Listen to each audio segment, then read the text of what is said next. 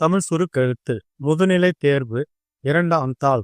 நன்றாக எழுதிட கடிதங்கள் மற்றும் 1/3 பாகம் ஆகியவற்றில் வரும் சிறப்பு சுருக்கங்களை பலமுறை எழுதி பயிற்சி செய்திட வேண்டும்.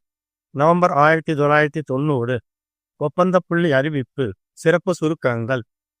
மூடி முத்திரையிடப்பட்ட ஒப்பந்த புள்ளிகள் ஒப்பந்தக்காரர்களிடமிருந்து வரவேற்கப்படுகின்றன. திட்ட மதிப்பு 30,000. முடிக்க வேண்டும். ஒப்பந்த படிவங்கள் அலுவலகத்தில் கிடைக்கும். ஒப்பந்த புள்ளிகளை மணி வரையில், அன்று மாலை மணிக்கு வருகை தந்துள்ள ஒப்பந்தக்காரர்கள் முன்னிலையில் பிரிக்கப்படும். ஒப்பந்த புள்ளி அறிவிப்பு தயார் செய்க. பத்திரிகை விளம்பரம். சிறப்பு சுருக்கங்கள். தமிழ்நாடு தொழில் வளர்ச்சி. விண்ணப்பங்கள் வரவேற்கப்படுகின்றன. பட்டப்படிப்பில் தேர்ச்சி பெற்றிருப்பதுடன் முன் அனுபவம் பெற்றிருக்க வேண்டும். மாத சம்பளம் நாளுக்குள் விண்ணப்பிக்க கோரி வெளியிடும் விளம்பரம் தயாரிக்க. பத்திரிகை ஆசிரியருக்கு கடிதம். சிறப்பு சுருக்கங்கள். நெடுஞ்சாலையில் இரவும் பகலும் சுற்றுச்சூழல் புறவழி சாலை இதை போன்றதொரு திட்டம் நீண்ட நாட்களாக அரசு அத்திட்டத்தை நாளேடு ஆசிரியருக்கு கடிதம் தயாரிக்க. பேரவை கூட்ட அறிவிப்பு. சிறப்பு சுருக்கங்கள்.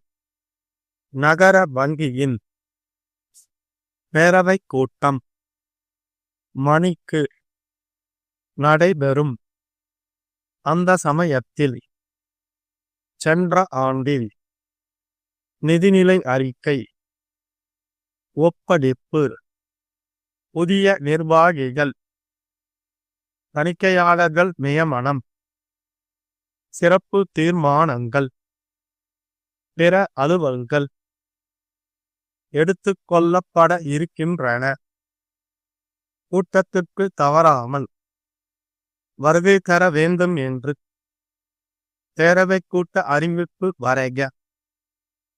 1/3 பாகம். சிறப்பு சுருக்கங்கள்.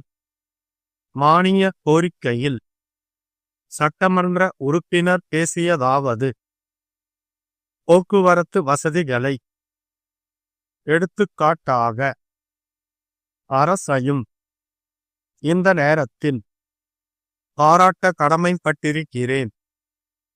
ஒரு சில கருத்துக்களை இருப்பதற்கான முறையில் இதன் மூலம் இந்த நிலை அரசுக்கு கேட்டுக்கொள்கிறேன். அரசு எடுக்க வேண்டியது அவசியம் கூற விரும்புகிறேன். அமைக்க திட்டம். இந்த திட்டத்தை அரசு முயற்சிகளை மேற்கொள்ள வேண்டும் என்று கேட்டு அமர்கிறேன். 15 seconds. 10 seconds.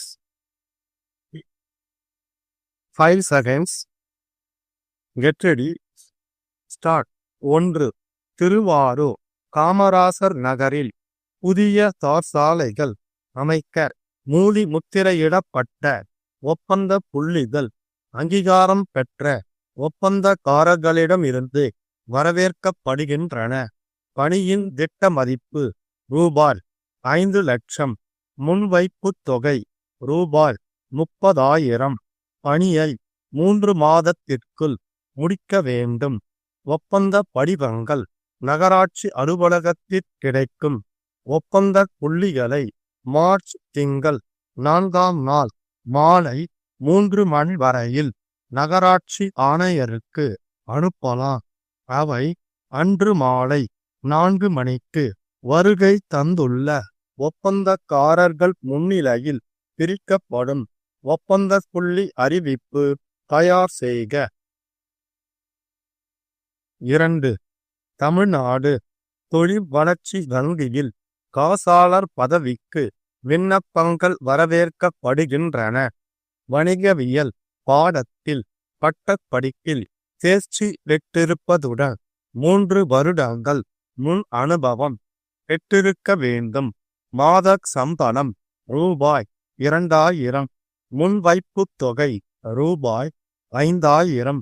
மார்ச் திங்கள் 10ஆம் நாளுக்குள் விண்ணப்பிக்க கோரி மேலாண்மை இயக்குனர் வெளியிடும் விளம்பரம் தயாரிக்க. 3.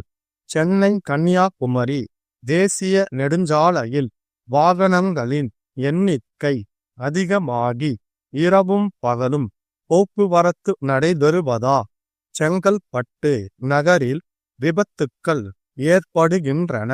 மக்கள் சாலையை கடந்து செல்ல முடியவில்லை. வாகனங்களின் புகையால் சுற்றுப்புற சூழல் பாதிக்கப்படுகிறது. இதனை தவிர்க்க நகரின் வெளியே புறவழிச்சாலை அமைப்பது பயனுள்ளதாக அமையும். இதனால் இந்த நகர் வழியே செல்லும் போக்குவரத்து குறையும்.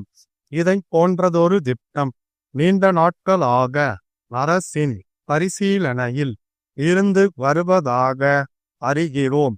மக்கள் அமைதியான சூழ்நிலையில் வாழ அரசு அத்திட்டத்தை விரைந்து செயல்படுத்த கோரி செங்கை சிவா தினகரன் நாளேடு ஆசிரியருக்கு கடிதம் தயாரிக்க.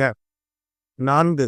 மேட்டுப்பாளையம் கூட்டுறவு நகர வங்கியின் பேரவைக் கூட்டம் ஏப்ரல் திங்கள் 30ஆம் நாள் காலை 10 மணிக்கு வங்கியின் தலைமை அலுவலக கட்டிடத்தில் நடைபெறும். அந்த சமயத்தில் சென்ற ஆண்டின் நிதிநிலை அறிக்கை ஆய்வு மற்றும் ஒப்படைப்பு, புதிய நிர்வாகிகள் தேர்தல், தணிக்கையாளர்கள் நியமனம், சிறப்பு தீர்மானங்கள் மற்றும் பிற அலுவல்கள் ஆய்விற்கு எடுத்து கொள்ளப்பட இருக்கின்றன. உறுப்பினர்கள் கூட்டத்திற்கு தவறாமல் வருகை தர வேண்டும் என்று கேட்டு செயலாளர் மாரியப்பன் அனுப்பும் பேரவை கூட்ட அறிவிப்பு தயாரிக்க. ஸ்டாப். சரியாக 2 நிமிடங்களுக்கு பின் 1/3 பாகம் படிக்கப்பட்டு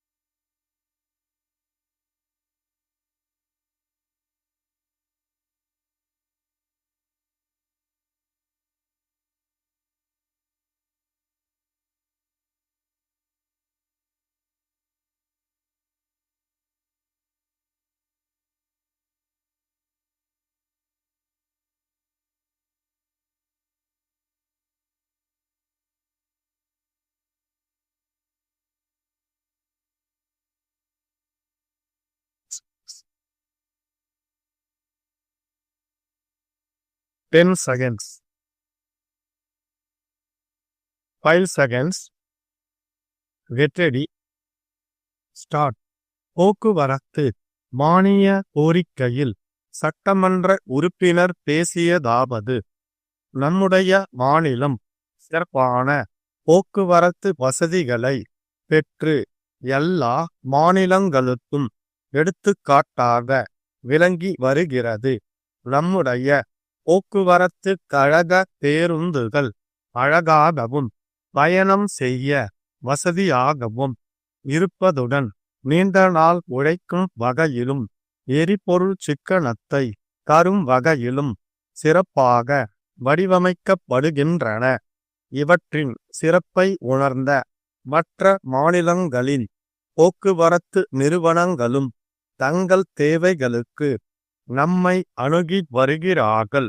இவ்வாறு தமிழகத்திற்கு பெருமை சேர்த்து சிறப்பான சாதனை புரிந்து வரும் போக்குவரத்து கழகங்களையும் அரசையும் இந்த நேரத்தில் பாராட்ட கடமைப்பட்டிருக்கிறேன்.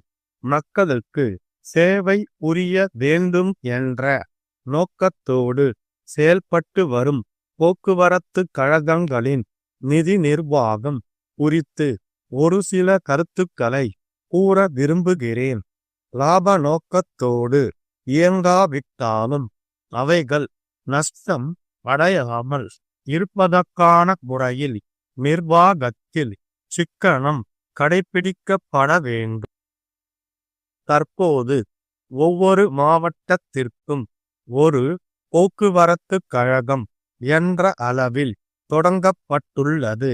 இதனால் இவற்றின் நிர்வாக செலவு அதிகமாகிறது. எல்லா போக்குவரத்து கழகங்களுக்கும் சேர்த்து ஒரு பொதுவான நிர்வாக குழுவை அமைப்பதன் மூலம் ஒவ்வொரு கழகத்திற்கும் தலைவர், நிர்வாக இயக்குனர் என்ற பதவிகள் தேவைப்படாது. அந்தந்த நிர்வாகத்தை ஒரு இயக்குனர் நிலையில் உள்ள அதிகாரிகளை கொண்டே சிக்கனமாக செயல்பட வைக்கலாம். இதன் மூலம் எல்லா போக்குவரத்து கழகங்களும் லாபம் ஈட்டவும் செம்மையாக செயல்படவும் முடியும். நம்முடைய மாநிலத்தின் பிரதான சாலைகளில் எல்லா போக்குவரத்து கழகங்களின் பேருந்துகளும் செல்கின்றன. ஒரு கழக பேருந்து விபத்தின் காரணமாகவோ பழுதாகியோ நின்றுவிட்டால் அதிலுள்ள பயணிகளை ஏற்றிச் செல்ல மற்ற கழக பேருந்துகள் முன்வருவதில்லை. இந்த நிலை மாற்றப்பட வேண்டும். அனைத்து கழக பேருந்துகளும் அரசின் பொறுப்பிலே இயங்குவதால் பயணிகளை அழைத்து செல்கிற பொறுப்பு அரசுக்கு உள்ளது. அந்த அடிப்படையில் ஒரு ஆணையை அரசு வெளியிட வேண்டும் என்று கேட்டுக்கொள்கிறேன். சென்னை போன்ற பெரிய நகரங்களில் நகர பேருந்துகளில் பயணம் செய்பவர்களின் எண்ணிக்கை பல மடங்கு பெருகியுள்ளது. மக்கள் அனைவரும் ஆபத்தான நிலையில் படிக்கட்டுகளில் நின்று பயணம் செய்கிறார்கள். மகளிரும் முதியோரும் அடையும் இன்னல் கொஞ்ச நஞ்சமல்ல. இந்த நிலைமைகளை மாற்ற அரசு உரிய நடவடிக்கைகளை எடுக்க வேண்டியது அவசியம் என்பதை வலியுறுத்தி கூற விரும்புகிறேன். சென்னை நகரிலிருந்து தென் மாவட்டங்களுக்கு செல்லும் கிழக்கு கடற்கரை சாலை அமைக்க திட்டம் 10 ஆண்டுகளுக்கு முன்பு தீட்டப்பட்டது. ஆயினும் அதனுடைய பணிகள் இன்றைக்கு ஆமை வேகத்தில் நகர்ந்து வருகின்றன. ஒவ்வொரு ஆண்டும் குறைவான நிதியே இதற்கு ஒதுக்கப்படுகிறது. எனவே இந்த திட்டத்தை விரைந்து முடிக்க அரசு முயற்சிகளை மேற்கொள்ள வேண்டும் என்று கேட்டு அமர்கிறேன். ஸ்டாப்.